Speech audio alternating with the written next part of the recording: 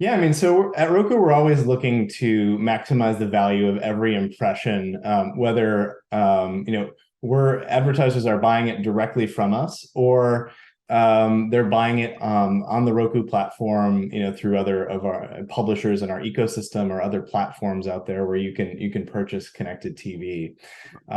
For instance, I do run one of them called the OneView ad platform, which is our demand side platform where you can buy not only Roku OTT campaigns, but you also purchase and optimize connected TV campaigns across the entire OTT and connected TV ecosystem.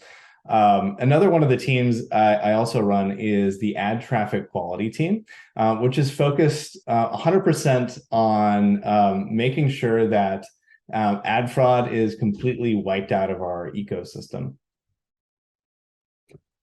Now, I wanted to hear a bit more. I was hoping you could elaborate a bit on what you do. I understand you have some techniques, including watermarking, excuse me. Could you please tell us a bit more about how that works and maybe some of the other methods that you have to tackle ad fraud? Totally. Yeah. Our primary way that we thought we could combat ad fraud in our ecosystem is with the power of owning the operating system. So we have, a lot of control over, what actually happens when TV ads are streaming, when apps are streaming TV ads. And we also have a great ad platform, and we also have a great supply platform. So we really kind of put all of those things to work with our ad traffic quality solution. And in February 2022, we actually launched what is called the Roku Advertising Watermark. It's a device attestation solution that's meant to combat device spoofing. And you can think of it as like kind of a seal or like a stamp of authenticity, where every ad impression that runs on our platform, calling a specific API, will get stamped. And downstream partners like Human or our other partners, like another demand side ad platform or ad servers, can validate the authenticity of an ad impression. And actually, just this week, we're announcing a major upgrade to the Roku Advertising Watermark, which not only allows you to validate that a ad was coming from a genuine Roku device, but we're also going to be able to combat app spoofing at the same time, which is you're going to know, or somebody who's going to be able to validate and read the watermark, exactly which app is kind of coming through that ad impression as well, right? So those that are reading the watermark can validate a cryptographic identifier of the application itself, and know that, for instance, a Peacock impression is coming from Peacock, and that it's not being spoofed from somebody saying that they're Peacock, because that is completely possible in the open exchange today. When there really isn't too much control or quality control of what is going kind of through the open exchanges. One of the primary ways that people in the past combated ad fraud is they went directly to the publishers and they made private deals and they bought in PMPs and things like that. Which is still a very safe way to do it, but things can still slip in when you're doing PMPs.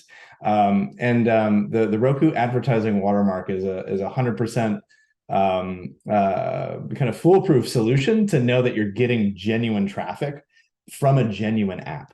Does that make sense? Yeah, that's really interesting. And I was curious, just looking at the ecosystem overall. Like, what do you see as far as how companies can work together? Is there anything you'd like to see in that respect?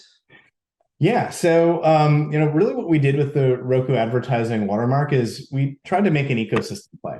The watermark is something that advertisers will benefit because they buy genuine Roku impressions on Roku devices. When you're buying real impressions, you're hitting real eyeballs, and that's ultimately going to make every campaign perform better.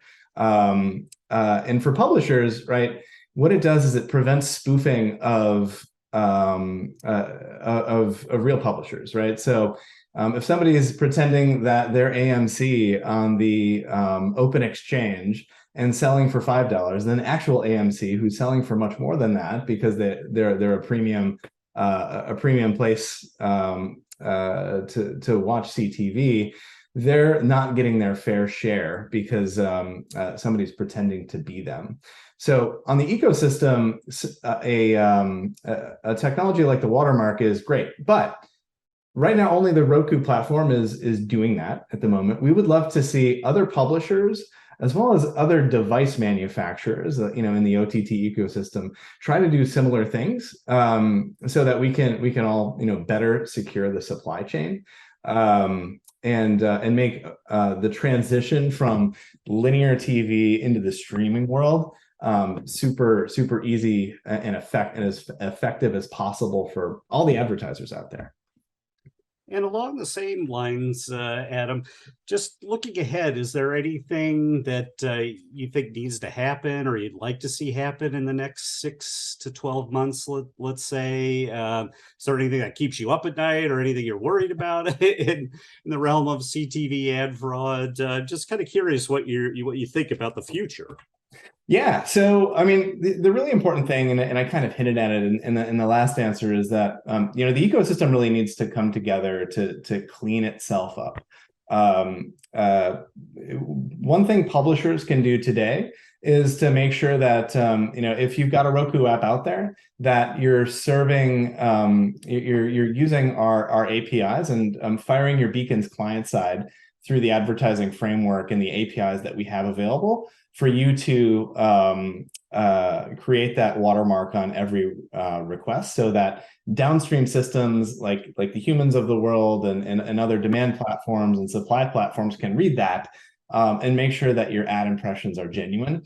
That adoption, as we reach critical mass, and all systems are going to be able to confidently buy on that's going to completely cut out ad fraud in general, because if we have the scale from all of the publishers there, what we'll end up having is when the watermark doesn't exist, the platforms aren't going to buy it, the fraudsters don't get paid, and hopefully everybody, all of our ad campaigns will be much more effective, and publishers will be happy because they're going to get paid for providing the content that they've worked so hard to acquire and distribute, and get paid their fair share as well. So everybody wins when we adopt the watermark on the Roku platform.